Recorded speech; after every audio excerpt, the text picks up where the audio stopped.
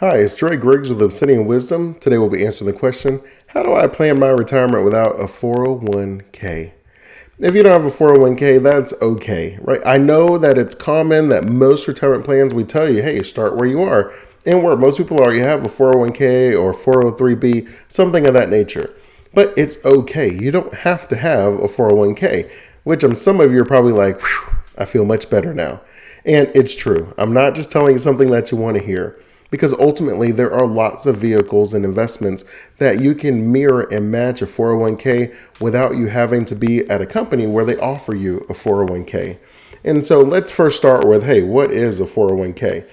That is your pre-tax vehicle. And when I say pre-tax, what that means is the money goes inside of it before it is taxed, right? Pre-tax. So it hasn't been taxed yet.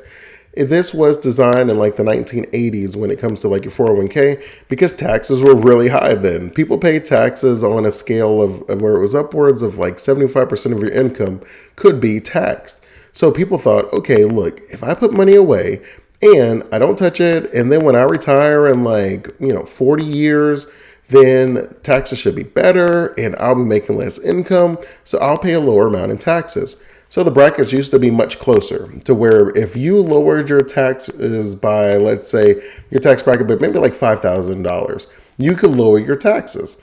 And it worked really well. So if you were basically if you made like $100,000 in the 1980s and you're going to pay taxes of roughly like 51% on your income, and then you retired in like 2020, where the highest amount you could be taxed as an individual is 37%. But with that said, if you're living on like 80% of your income, which is like $80,000 from that 100, then you're only going to be taxed at like 22, 23%, like in the 20s.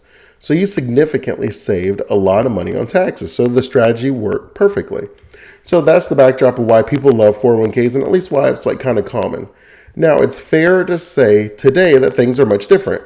We're already at historically low taxes. So it does bring the honest question of, will my taxes go up or down in the future? And, I don't honestly know, but if you had to guess, if you're at historically low taxes right now, do you think taxes will go up or down in the future? Share it in the comments what your thoughts are on the future taxes. If you are someone who thinks the taxes may go up in the future, then you would be saving money now where you would pay like 23%, and then you'd pay something in the future that may be higher, which is not going to be a good feeling. But that's a different discussion for a different video. But as far as just not having a 401k and your options available, you can just open a traditional IRA. And IRA is IRA, which is an individual retirement account.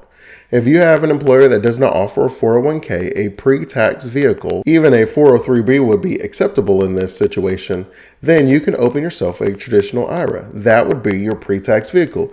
You can put the money inside of that. You can open it at any brokerage, right? So we've brokered a relationship where Schwab is our custodian, where they hold the money, and we would open your IRA with Schwab. And then they would give you your monthly statements, and you'd always see how your money is doing, but that money would go in pre-tax. So you'd be like feeling, pretty good about that. You're able to mirror a 401k with your own traditional IRA. So that money is going in pre-tax, which again means that when you retire and take the money out, it will be taxed then, whatever the tax rate is at that time.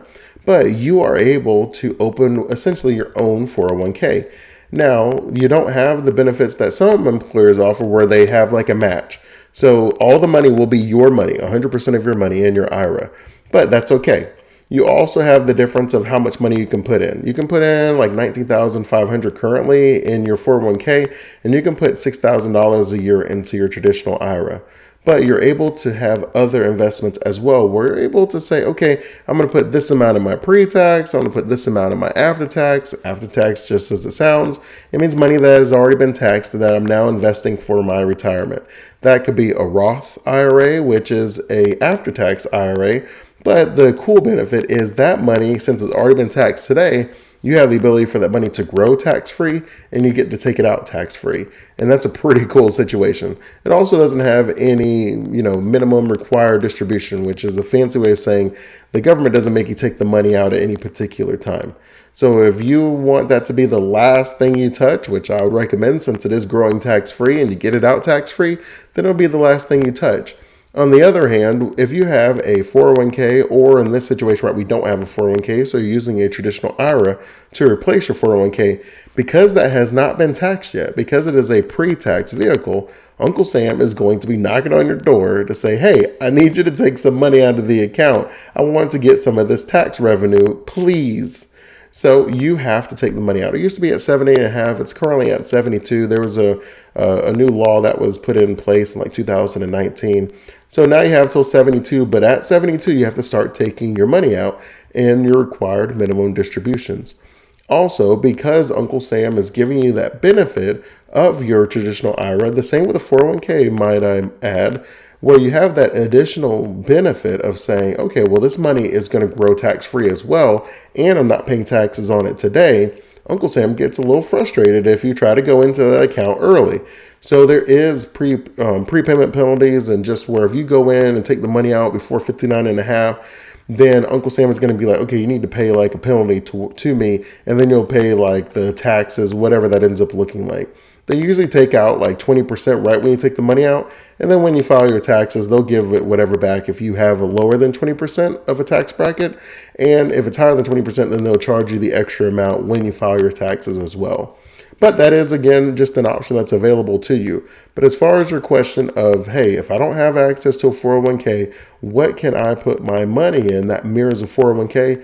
It would be a traditional IRA.